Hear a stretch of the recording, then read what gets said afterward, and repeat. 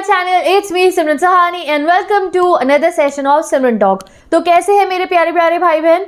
And आज की तो वीडियो है ये हम लोगों के बीच में एक कॉन्वर्सेशन रहने वाली है। मैं बहुत सारी बातें जो है आपके साथ शेयर करना चाहती हूँ। आज बहुत सारे क्वेश्चंस है जो मुझे आपसे पूछने हैं सो दैट आगे की तैयारी हमारी बढ़िया चले और हम लोग जो है कनेक्टेड रहे और अच्छे से अपनी पढ़ाई भी करते रहे। तो भाई आजकल क्या हाल है आपके, सबसे पहले मुझे ये बताना कमेंट सेक्शन में। स्कूल अभी अभी रीओपन हो चुके हैं, ठीक है, गर्मी की छुट्टियां एंड हो चुकी है, अब आप लोगों ने स्कूल जाना स्टार्ट कर दिया होगा। तो आई होप आप लोगों की स्कूल रीओपन हुए हैं तो आपको काफ़ी अच्छा लग रहा होगा, स्कूल में बहुत बेहतरीन सी वाइब होगी एंड आपने अब जो है अच्छा लग रहा होगा आपके कि हाँ भैया अब हमारे स्कूल रीओपन हो गए, अब अच्छे से पढ़ना है और अच्छे अच्छे मार्क्स लेकर आने हैं, ठीक है।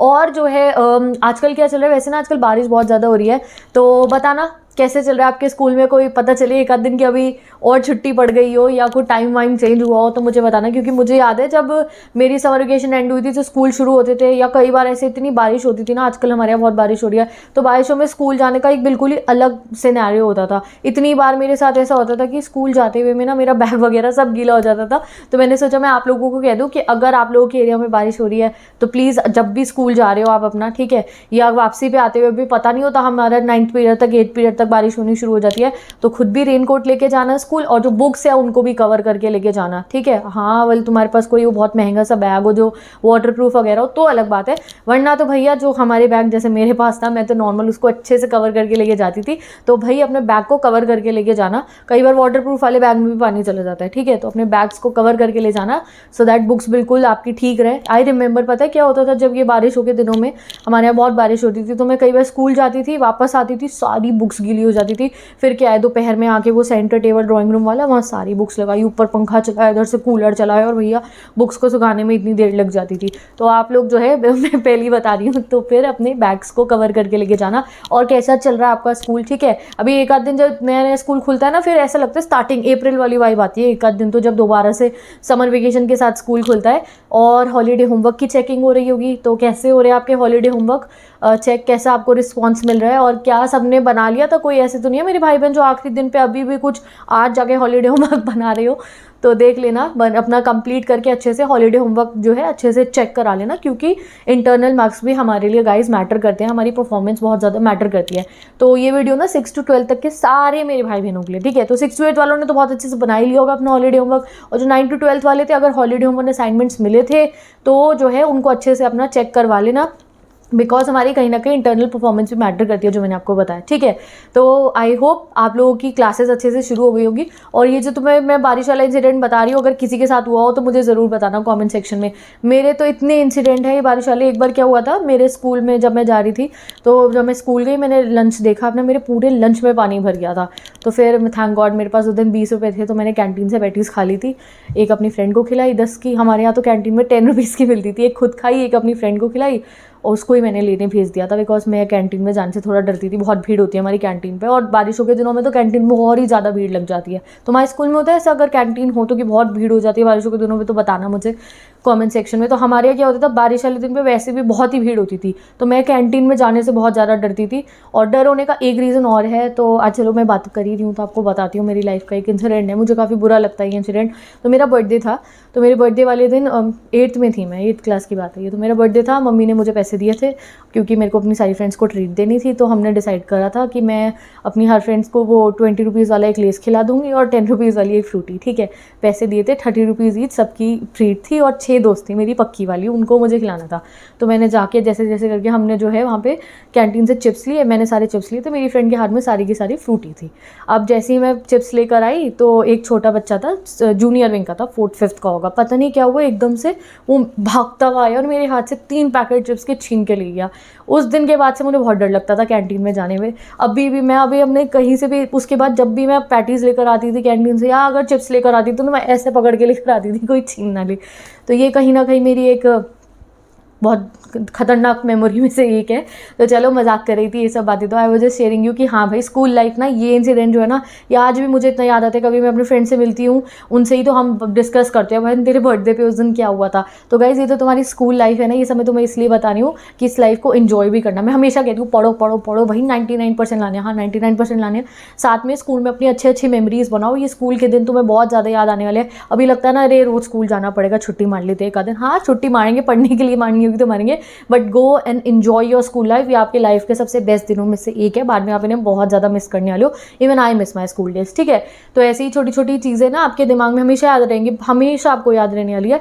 तो अपने स्कूल डेज़ को मेमोरेबल बनाओ, ठीक है। तो अब वापस आते हैं अपने स्कूल डेज़ को मेमोरेबल बनाने के लिए और अपने आप को प्राउड फील कराने के लिए जो अच्छे से पढ़ाई करनी है उसका क्या किया जाए। तो कई बार ऐसा हो जाता है कि हमारी पढ़ाई पे ना ब्रेक्स लगते रहते हैं। तो तभी मैंने आपको बताया आज की वीडियो में कि मैं आपको सिंपल चीज़ बताऊंगी।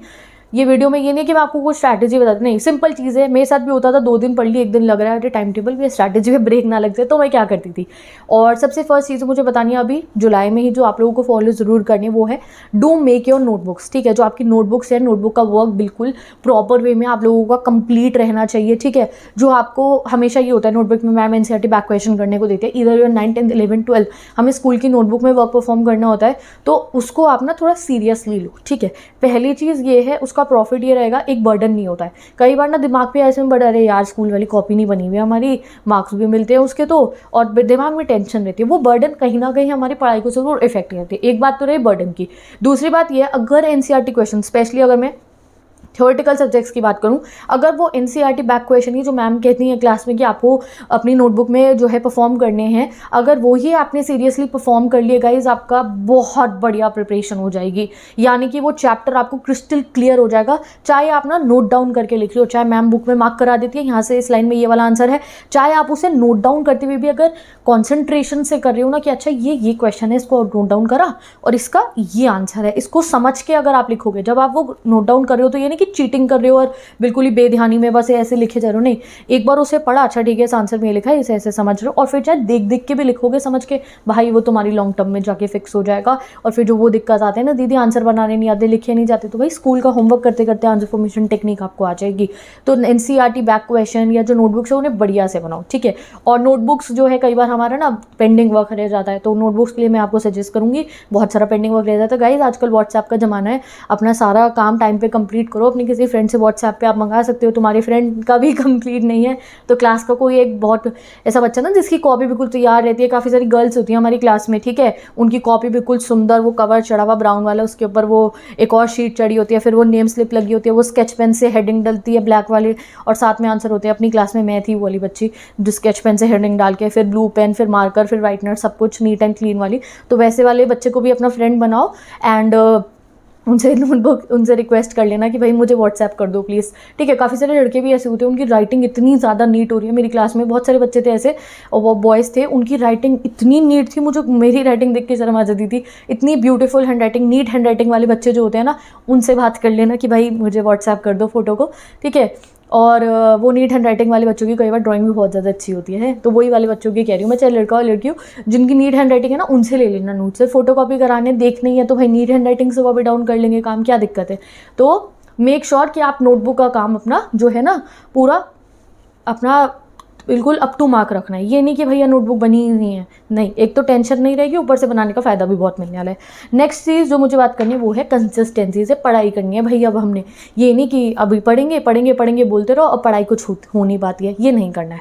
अब जो है आपको अच्छे से पढ़ाई करनी है, 2 घंटे 3 घंटे डेली बेसिस पे, 5 घंटे तक आपको मैक्सिमम रखना है कि भाई हम पढ़ रहे हैं, ठीक है। उससे ज़्यादा करते हो ठीक है, कोई दिक्कत की बात नहीं है। जब आप कॉम्पिटिटिवली प्रिपेयर कर रहे हो और आपका गोल और ज़्यादा हाई है तो आप पढ़ोगे, बट स्कूल के साथ ट्यूशन के साथ में 5 घंटे 4 घंटे तो डेली मैनेज करने हैं। अब ये मैनेज करने में कई बार हो जाता है कि 1-2 दिन हम पढ़ लेते हैं, 2 दिन पढ़ लिए, 3 दिन लगता है यार आज तो ना कहीं फ्रेंड ने कह दिया चल यार आज ब्रेक ले लेते हैं, आज ब्रेक ले लेते, तो क्या दिक्कत की बात है, दोस्त के साथ आज घुमाएंगे कल पर। तो इस चीज़ को अवॉइड करो। 1 आध दिन का ब्रेक अपनी मर्ज़ी से मत देना, ठीक है। कोई बहुत मजबूरी आ गई कि नहीं यार आज तो जाना ही है बाहर अपने फ्रेंड के साथ, या तो घर वालों के साथ, अरे या तो दादा के यहाँ होके आना था, या दादी के यहाँ जाना है, ठीक है, या नाना नानी के यहाँ होकर आना है आज, या फिर मामी के यहाँ जाना है, या कोई मैरिज है, कोई फंक्शन है, जाना ज़रूरी है, अरे या तो बाजार जाना है, कुछ घर का इंपॉर्टेंट चीज़ लेकर आनी है, तो एक अलग चीज़ है, आपका ब्रेक लग रहा है, या इधर यू आर नॉट वेल, तो तब ब्रेक लग रहा है। बट अगर इन चीज़ों पे ब्रेक लगता है ना कि किसी के यहाँ आप गए हो इसलिए ब्रेक लग गया, या कोई सो एंड सो रीज़न की वजह से ब्रेक लग गया, अरे आज तो मुझे किसी काम से जाना था, तो उस दिन अपनी पढ़ाई को ना बिल्कुल सैक्रिफाइस मत करना। अगर टाइम टेबल में 5 घंटे का टाइम था तो एटलीस्ट 1 घंटा पढ़ लेना। कोई नहीं आज रात को 1 घंटा देर से सो जाऊँगा, कुछ तो पढ़ के सोऊंगा मैं, कुछ तो पढ़ने के बाद हम सोंगे। और पढ़ना क्या, उस दिन कुछ नई चीज़ मत पढ़ना, एक दिन पहले जो पढ़ा था उसी को रिवाइज कर लेना, तो आपका ब्रेक नहीं लगेगा। बच्चे कहते हैं दीदी स्ट्रैटेजी बना ली, हमने टाइम टेबल बना, फिर रिदम ब्रेक हो जाता है। दीदी एक दिन पढ़ लिया हमने, बनाने का फ़ायदा ही क्यों हुआ भाई? फ़ायदा तो तब होगा ना जब आप खुद से उसे फॉलो करना चाहोगे। तो क्या है, कोई 2 दिन पढ़े आप, 3 दिन पढ़े, 3 दिन आपने बेहतरीन पढ़ाई करी, 2 चैप्टर कंप्लीट कर दिए, थर्ड डे पे सो एंड सो सिचुएशन हो गई, you are not able to study. तो उस थर्ड डे को कोशिश करो कि 2 घंटे, 3 घंटे, 4 घंटे नहीं पढ़ पा रहे, 1 घंटा पढ़ लो, जो कल पढ़ा था उसी को रिवाइज कर लो। या अगर वो थर्ड डे बिल्कुल ही हो गया भैया बिल्कुल ही नहीं पढ़ा, तो फोर्थ डे को थोड़ा ज़्यादा पढ़ लेना। अगर ऐसे चलोगे तो रिदम ब्रेक नहीं होगी, कंसिस्टेंसी से पढ़ोगे, फिर कोई नहीं रोक सकता आपको आपके डिज़ायर्ड गोल लाने से, ठीक है। नेक्स्ट चीज़, अगर आपको ये चीज़ फॉलो करनी है कि आप कंसिस्टेंसी से पढ़ो, तो उसके लिए मैंने बेहतरीन सा टाइम टेबल बना दिया है। टाइम टेबल वीडियो कल ही मेरे चैनल पे अपलोड हुई है, आप जाके इससे प्रीवियस वाली वीडियो देखोगे तो आपको मिल जाएगी। आई टैब में भी, डिस्क्रिप्शन बॉक्स में, पिंड कमेंट में 4-5 जगहों पे मैं उस टाइम टेबल वीडियो को टैग कर दूंगी। टाइम टेबल बहुत आसान से फॉलो करना है, आपको ऐसा लगेगा अरे क्या है इसे फॉलो करने में, मतलब कि डेली शेड्यूल है वो, आपको पता भी नहीं चलेगा, इतना ईजिली मैंने उसको एक्सप्लेन कर दिया है, ईजी सा है। 7 बज गए पढ़ने बैठ जाओ, ये वाला सिंपल सा ब्रेक टाइम में। इनफैक्ट 3 सब्जेक्ट को पढ़ने का आपको टाइम मिल रहा है, 3 ट्यूशन का टाइम मिल रहे हैं, स्कूल का टाइम प्रॉपर, जो आजकल समर वेकेशन के बाद जो स्कूल खुले हैं बच्चों के, सबसे मैंने पूछ के ऑलमोस्ट मुझे बहुत सारे बच्चों ने कमेंट करके बता दी थी ये टाइमिंग है, तो एवरेज जो टाइमिंग चल रहा था उसके हिसाब से मैंने टाइम टेबल बना दिया है वो 10-12 क्लास का। बाकी जितने भी बच्चे देखेंगे सबको सूटेबल होगा वो, तो आप जाके देख लीजिए। और 10-12 बोर्ड एग्जाम वाले तो ज़रूर देखिए, फिर से कह रही हूँ, रिक्वेस्ट कर रही हूँ, ज़रूर देख लेना।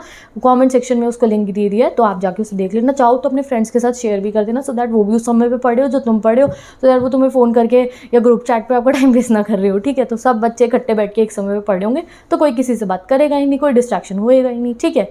तो विद दिस गाइस, तो ये 3 चीज़ें आपको याद रखनी है। पहली, नोटबुक बनाओ अच्छे से, और जब बारिश हो रही है तो अपने बैग को बिल्कुल कवर करके ले जाना, ठीक है, क्योंकि कई बार ऐसा होता है नोटबुक गीली होगी तो फिर सारा काम करना पड़ेगा दोबारा, ठीक है। दूसरी चीज़ हो गई, कंसिस्टेंसी मेंटेन करने के लिए आपको रिदम ब्रेक नहीं करनी है। रिदम ब्रेक नहीं करने के लिए मैंने क्या कहा है, एक तो खुद से बहाने नहीं मारने, अरे 2 दिन पढ़ लिया आज 1 दिन नहीं है, ये खुद से वाले बहाने नहीं चलेंगे। दूसरा, अगर कोई एक्चुअल में सिचुएशन हो जाए तो 1 घंटा एटलीस्ट पढ़ लेना, और फिर जो है पिछले वाले दिन का रिवीजन कर लेना कि एटलीस्ट ब्रेक तो नहीं लगा होगा, और रिवीजन से बहुत फ़ायदा मिलता है हमारे को। थर्ड, टाइम टेबल वीडियो ज़रूर देख लो, टाइम टेबल बना लो। और जो है इसी के साथ मैं आज की इस वीडियो को एंड करती हूँ। ये था हमारा सिमरन टॉक का सेशन। आई होप आपको अच्छा लगा हो। कोई और क्वेरीज है तो आप मुझे कमेंट सेक्शन में बता सकते हो। अभी एक आध दिन में मैं आपको बताऊंगी कैसे आपका स्टडी कॉर्नर बनाने वाली हो आप लोग, बहुत ही बेहतरीन सा। तो वो स्टडी कॉर्नर की वीडियो का ज़रूर वेट करना। जिन जिन बच्चे चाहते हैं कि मैं जल्दी से स्टडी कॉर्नर वीडियो बनाऊँ तो मुझे बता देना कमेंट सेक्शन में। और भी इंपॉर्टेंट बातें कि कैसे आप एक चैप्टर को बहुत जल्दी कवर कर सकते हो, जल्दी और एक क्वालिटी के साथ कवर कर सकते हो। क्वेश्चन आंसर का रट्टा नहीं, समझ के कैसे लर्न कर सकते हो, या फिर जो है आप कैसे अपनी डेली बेसिस पे सब्जेक्ट्स के सिलेबस को जल्दी कंप्लीट कर सकते हो। ऐसी बहुत सारी बातें हैं जो मुझे आपसे शेयर करनी है, तो वो वीडियोस हम जल्दी बनाते रहेंगे और आप लोग अपनी पढ़ाई अच्छे से करते रहो, ठीक है। अगर आपको क्लास 9, 10, 11, 12 की इंग्लिश पढ़नी है तो जल्दी से जाके मेरे चैनल की प्लेलिस्ट सेक्शन को देखो। वहाँ पे मैंने ना प्लेलिस्ट फिर से क्रिएट कर दिया अच्छे तरीके से। 9, 10, 11, 12 की प्लेलिस्ट इंग्लिश की आपको दिखेगी, जहाँ पूरा सिलेबस है। ऐसा नहीं है कि कोई एक चैप्टर भी ना हो, पूरा सिलेबस गिवन है, आप जाके पढ़ सकते हो। फिर आता है SST is also there on my channel, तो आप जाके पढ़ सकते हो। और रही बात ह्यूमैनिटीज़ के सभी सब्जेक्ट की, इकोनॉमिक्स की, फिजिकल एजुकेशन की, तो all the videos are there, आप जाके पढ़ सकते हो। मैं न्यू बैचेस भी क्रिएट कर रही हूँ, तो इंग्लिश का न्यू बैच स्टार्ट हो रहा है, 10th इंग्लिश का न्यू बैच स्टार्ट हो चुका है, हिस्ट्री का न्यू बैच स्टार्ट हो चुका है, तो आप जाके पढ़ सकते हो। चैनल को चेक कर लीजिए। मैं चलती हूँ, बाय बाय, टेक केयर।